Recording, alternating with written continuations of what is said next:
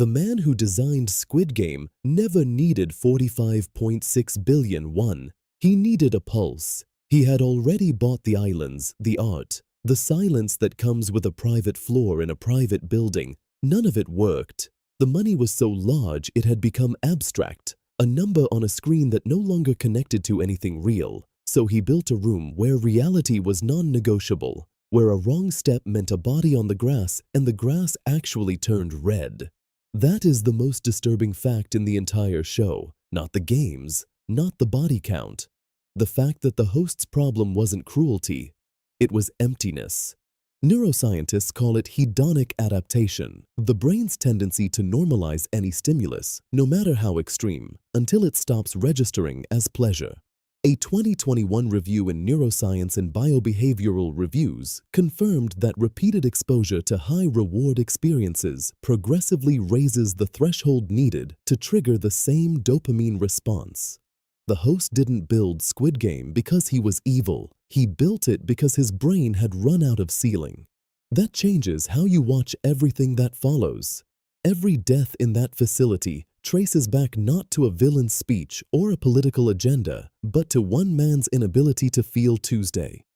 Notice the people in your life who have everything and seem the most restless, and watch how far they'll go to fix that. Scene 3. Picture a leather chair, floor-to-ceiling glass, champagne that costs more than a teacher's monthly salary, going flat because the man holding it forgot it was there. Below the glass, two people are fighting for their lives. The VIPs in Squid Game are not villains in the traditional sense. They don't hate the players. They don't even really see the players. That is precisely the point. Philosopher Martha Nussbaum spent decades studying what she called the objectification of human beings, the psychological process by which a person stops registering another human as a subject with inner experience and starts processing them as an object with functional properties.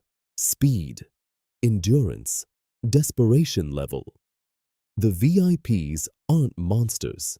They're the logical endpoint of a world where consequence has been permanently removed from the equation. Princeton psychologist Joanne Piff published research showing that as socioeconomic status rises, empathy measurably declines, not because wealthy people are born colder, but because insulation from consequence gradually erodes the neural pathways that generate it. The VIPs didn't arrive broken. The condition accumulated. Consequence is not punishment. It's the mechanism that keeps us human. Remove it entirely, for long enough, and you don't get a villain.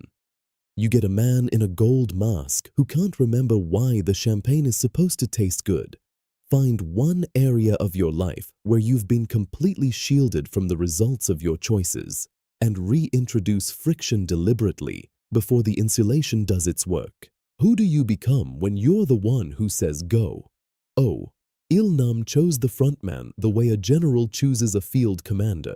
Not for cruelty, but for a specific and terrible talent, the ability to hold two realities simultaneously. The frontman knows these are people. He knows their faces exist behind the numbers. He chooses every single morning to file that knowledge in a drawer and lock it. Psychologists have a name for this: moral disengagement. A term developed by Stanford's Albert Bandura in the 1990s to describe the cognitive mechanisms humans use to behave in ways that contradict their own ethical standards without triggering guilt. The frontman doesn't suppress his conscience. He restructures the situation until conscience becomes irrelevant. The games aren't murder. They're a schedule. The players aren't victims. They're contestants who consented. The frontman isn't a killer. He's an operations director. Every reframing is a small door closing. By the time the final game runs, he's locked so many doors, he's forgotten what the hallway looked like. The real horror isn't that someone like the frontman exists. It's that the architecture of moral disengagement is available to every human brain, including yours. When you've rationalized a decision you knew was wrong by calling it professional, you use the same tool, smaller scale, same mechanism. The next time you catch yourself relabeling a choice to make it feel cleaner, stop. Name what you're actually doing. That pause is the distance between the front man and everyone else. 12 screens, 40 corridors, every camera angle memorized. The square guards don't carry rifles, they carry information. And in this facility, information is the sharpest weapon on the floor. They are the most bureaucratically recognizable figures in the entire show, not because of the pink suits, but because of the function, middle management. They don't set policy, they don't pull triggers, they optimize the system that does both. And that position, too senior to be innocent, too junior to be responsible, is the most psychologically comfortable place in any hierarchy built on harm. Hannah Arendt watched Adolf Eichmann's 1961 trial in Jerusalem and came away with a conclusion that scandalized the world. The man who coordinated the logistics of the Holocaust was not a fanatic. He was a bureaucrat. He didn't hate. He filed. Arendt called it the banality of evil, the idea that history's worst outcomes are rarely driven by monsters and almost always enabled by administrators. The square guards are Eichmann in pink. They lock the corridors. They time the announcements. They assign the cleanup crews. The system doesn't need believers. It just needs people who are good at their jobs. Ask yourself honestly, have you ever executed a task efficiently without asking what the task was actually for? Private Cho joined the facility guards the same way most people join systems that later horrify them. One reasonable step at a time. That's not his real name. The show never gives triangle guards names, which is itself a design choice worth sitting with. He needed income. The recruiter found him. The pay was real, the contract was vague, and the first week he was mostly moving equipment. By week 2, he was standing on a platform with a rifle. By game 2, he had stopped flinching. American military psychologist Dave Grossman documented this process in his 1995 book On Killing, the finding that humans have a deep, near-universal resistance to killing other humans at close range, and that this resistance is not moral conviction but biological wiring. Armies and apparently fictional game facilities overcome it the same way: distance, dehumanization, and repetition. The green tracksuit is not a costume choice. It's a dehumanization tool. A number on a chest doesn't have a mother. A number doesn't dream. A number is a target with legs. The moment you remove a person's name, you've already pulled the first trigger. Watch for the language used around any group being systematically harmed: units, cases, resources, headcount. The vocabulary always precedes the action. Every rank we've covered so far is still ahead of where this show's real argument lives, and the next 5 blocks go somewhere the competitor video never went. If this kind of analysis is what you come here for, subscribe now and hit the bell. The second half is where the system turns the mirror on the audience. Don't leave before we get there. Here is the thing nobody talks about when they talk about the circle guards. They might be the most tragic figures in the entire facility, not the players, the workers. The players chose to enter, however desperate that choice was. The circle guards are people who took a job and discovered too late what the job actually was. Now they haul stretchers and steel panels and food trays in a facility they cannot leave, wearing masks they cannot remove, in a hierarchy so rigid that curiosity is a firing offense. Except fired here means disappeared. Sociologist Zygmunt Bauman spent his career studying what he called liquid modernity, the condition in which traditional structures collapse and individuals find themselves in situations of radical insecurity, willing to accept almost any stable arrangement, however degrading, because instability feels more dangerous than submission. The circle guards are Bauman's thesis in pink cotton. They didn't choose the facility, they chose survival, and the facility was the only offer on the table. The lowest rung doesn't mean the least complicit, it means the least powerful. Before judging the person executing the ugliest parts of any system, identify who built the system and who funds it. Start your outrage there. Here is the thing nobody talks about when they talk about the circle guards. They might be the most tragic figures in the entire facility. Not the players, the workers. The players chose to enter, however desperate that choice was. The circle guards are people who took a job and discovered too late what the job actually was. Now they haul stretchers and steel panels and food trays in a facility they cannot leave, wearing masks they cannot remove, in a hierarchy so rigid that curiosity is a firing offense. Except fired here means disappeared. Sociologist Zygmunt Bauman spent his career studying what he called liquid modernity, the condition in which traditional structures collapse and individuals find themselves in situations of radical insecurity, willing to accept almost any stable arrangement, however degrading, because instability feels more dangerous than submission. The circle guards are Bauman's thesis in pink cotton. They didn't choose the facility, they chose survival, and the facility was the only offer on the table. The lowest rung doesn't mean the least complicit. It means the least powerful. Before judging the person executing the ugliest parts of any system, identify who built the system and who funds it. Start your outrage there. 456 people made a phone call. That's the number the show gives you. Here's the number the show doesn't give you. As of 2023, approximately 1 in 10 South Korean households carries debt classified as high risk by the Korea Development Institute, meaning repayment is consuming more than 40% of monthly income, leaving almost nothing for anything else.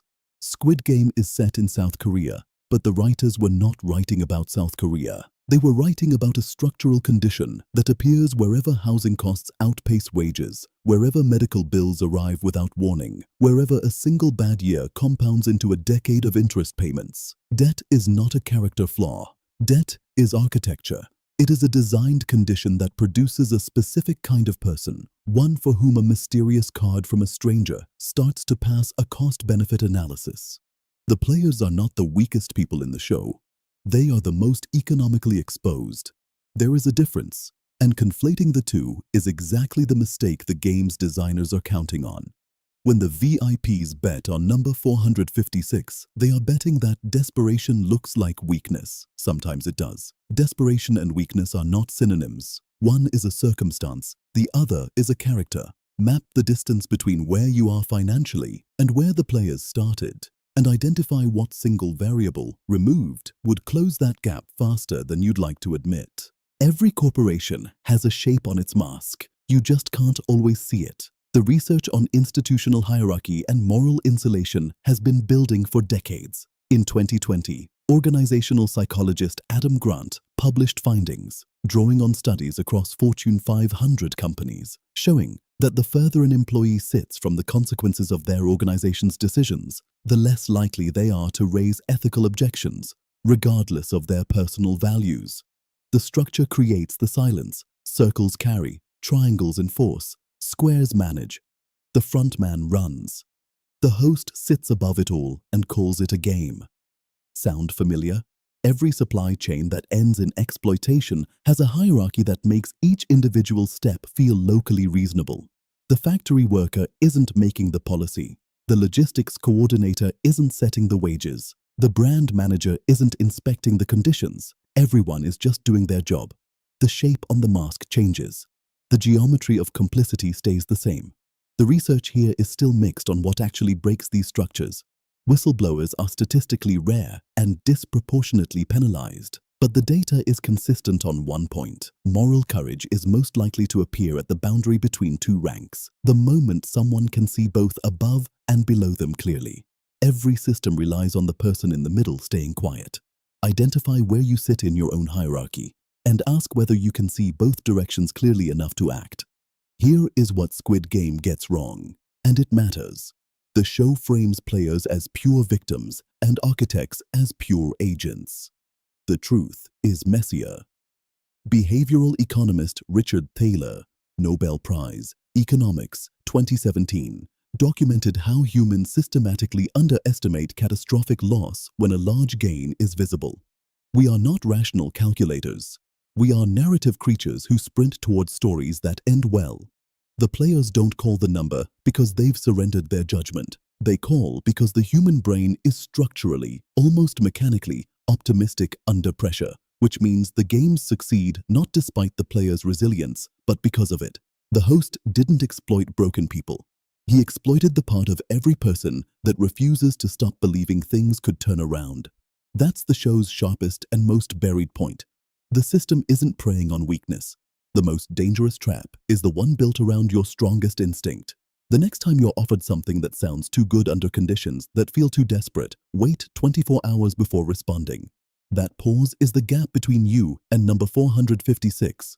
The system doesn't need monsters. It needs a host with too much money and too little sensation, a frontman who's learned to relabel his choices, square guards who are excellent at their jobs, triangle guards who stopped seeing faces, circle workers who needed the paycheck, and a recruiter who works the front door so no one inside has to. Pull any one of those people out and the machine still runs, because the machine was designed to run without conscience, only with roles. That's not a Squid Game problem. That's an organizational design problem that has appeared in every century and every country that has ever decided some lives are worth less than others. If that framing interests you, the next video covers the real historical events that inspired the show's writers, including the debt crisis that reshaped South Korea after 1997 and the very specific economic conditions that made a story like this feel like journalism instead of fiction.